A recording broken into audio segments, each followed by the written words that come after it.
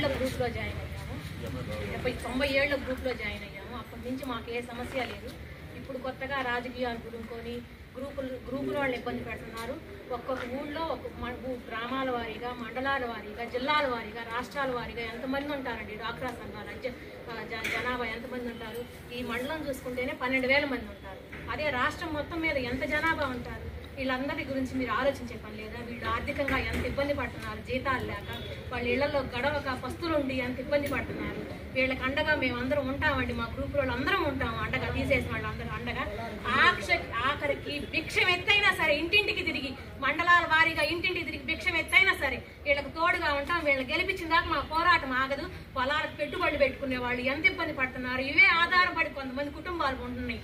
మేము ఎంతమంది అడుగడుక్కి పోరాటం ఎందాక చేసేవి, ఎంతమంది ఇబ్బంది పడుతున్నారండి. మేము చేయాల్సింది మాత్రం మేము చేయాల్సింది. మా పోరాటాన్ని గమనించి మీకు తెలిసిద్ది అని అనుకోవట్లేదు. మీ దాకా వచ్చిందో రాలేదో తెలియలేదు. మేము సచివాలయం దగ్గరకు వచ్చాము, మంత్రి గారి చెప్పాము, పోరం వెళ్ళాము, మంత్రి గారి చెప్పాము, నూదెలపల్లి వెళ్ళాము, వరద బాధితులకు చెక్కిస్తా చెప్పొచ్చాము. మేము వస్తామమ్మా మాట్లాడతామమ్మా అంటున్నారు. ఎవరూ మాట్లాడలేదు. మేము ఇంత బాధపడుతున్నాం కాబట్టి లాస్ట్కి జరిగేది మాత్రం మేము భిక్షం ఎత్తుకొని మేము పోరాటం చేస్తామండి. ముఖ్యమంత్రి గారికి అనంతకోటి నమస్కారాలు. నుంచి డ్యూటీ అయిపోద్ది. ఒక పోలీస్ వారికే డ్యూటీ అనేది టైం ఉంటుంది వాళ్ళకి. కానీ సీసీ గారు 10 ఇంటప్పుడు డోర్లు తట్టి మీ ఆధార్ కార్డులు బ్లాక్ చేస్తాము, మీ రేషన్ కార్డులు బ్లాక్ చేస్తాము, మీ పిల్లలకు ఉద్యోగాలు తీసేస్తాము, ఇదంతా సార్ బదిలించేది. 11 ఇంటప్పుడు వచ్చి వెళ్ళమంటే గతంలో సీసీ గారు ఎప్పుడైనా సరే 5 గంటల లోపు వచ్చేవాళ్ళు. కానీ ఇప్పుడు మరి ఈ ప్రభుత్వంలో 11 గంటలకు వచ్చి తలుపులు తట్టేది.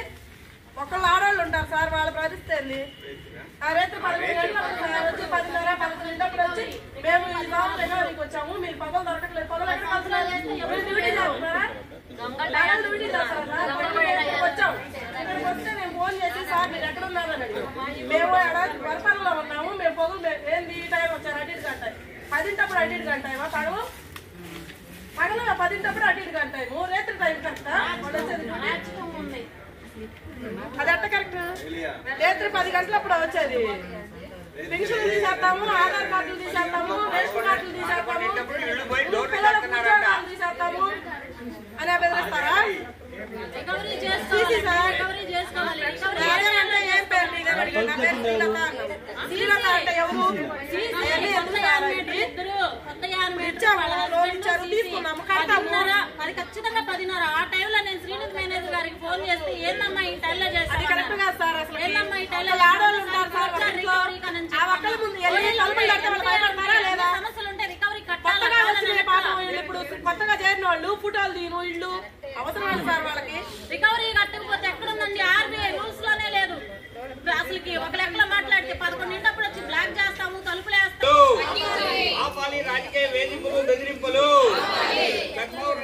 మండల అధ్యక్షులకి పునరుద్ధరించాలి. జక్పూర్ను మండల అధ్యక్షులకి పునరుద్ధరించాలి.